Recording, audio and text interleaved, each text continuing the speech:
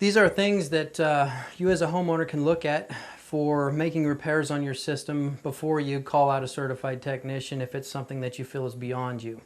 One of the first things that you can look for, or you can feel for, obviously, is going to the softener test. The next thing that you can go for is if the softener test comes out hard and your softener seems to regenerate all the time, you can go ahead and check to see if your brine tank has got a salt bridge in it.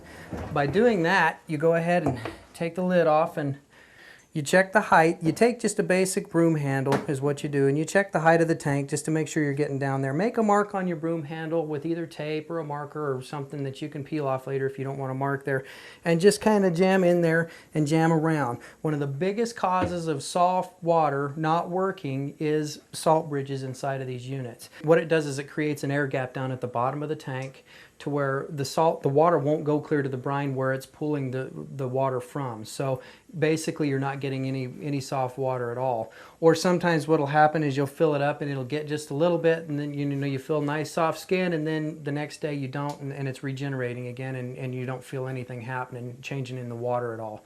You will notice it if you like soft water and you're into the feel of how it feels, because there is a big difference.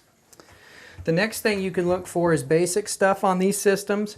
Always check kind of your hose connections to make sure you don't have any drips or anything obvious coming onto your floor. Anything like that can damage your home. Water is very damaging. And it's good to look in on it every now and again. It's not something you have to stare at day after day, but just check on it once again for setting your times on your unit to see where the time frames are, to make sure that you're at the right time of day to where it's not going to regenerate on you at 2 o'clock in the morning when you're sleeping soundly, or to make sure that it's doing what it's supposed to do time frame wise. And here's the connections that you have to go to is the back drain. This is where it comes and regenerates the water. A lot of water comes out of this. If this thing regenerates twice, it's typically close to 60 gallons of water. So if there's a leak here or something's wrong, you will have a big mess on your floor. It's like dumping a whole water heater out on your floor at once. So you have to check those things. The other things that you can look for is in the bypass valve. You can exercise these valves to make sure that you don't end up with a problem in them. It's a good idea to do that probably about every 6 months to make sure that the O-rings and everything stay lubricated inside.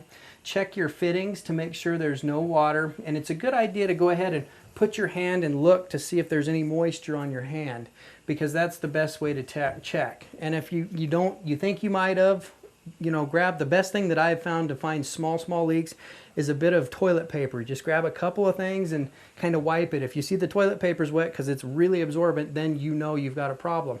If it's something that you feel comfortable fixing, like it's just a fitting like this that maybe you need to put a wrench on and just do a quick little tighten, then you can do that. If it's something that looks to be a little bit more than what you want to bite off, you should call the certified technician to come out and help you out with that. Another thing that you can look for is water around power is something that you got to be aware of. That's kind of a scary thing. If you see where water has gotten anywhere where the power is, don't touch it, call somebody, or go shut the breaker off wherever the breaker is, then call your plumber to find out why there is a leak there. Or possibly it could be a roof leak. If it's obvious where it's coming from, call that trade out to find out why that's happening like that, because electricity can be very dangerous, as we all know. And remember, the first thing that you do anytime you want to service one of these units is unplug it. Start with unplugging it, because then you're taking out an element that could really hurt you if you're diving into it. These units have a lot of small parts inside of the head that are usually beyond what a homeowner can handle or do. If there's something happening that you're not quite sure, and you've kind of gone through making sure your clock's working and it seems to regenerate too often, or maybe the water's not soft and you've got salt, or it's not using the salt in the system, these are all little trouble signs that you need to be looking for. There may be something more wrong that you have to call a certified technician out, and possibly your head can be rebuilt, your control head, sort of a traffic cop in your system. And it does a lot of different things, and there's a lot of different parts in it. Maybe it can be rebuilt, maybe it needs to be replaced, but let a certified guy do that before you dive into it.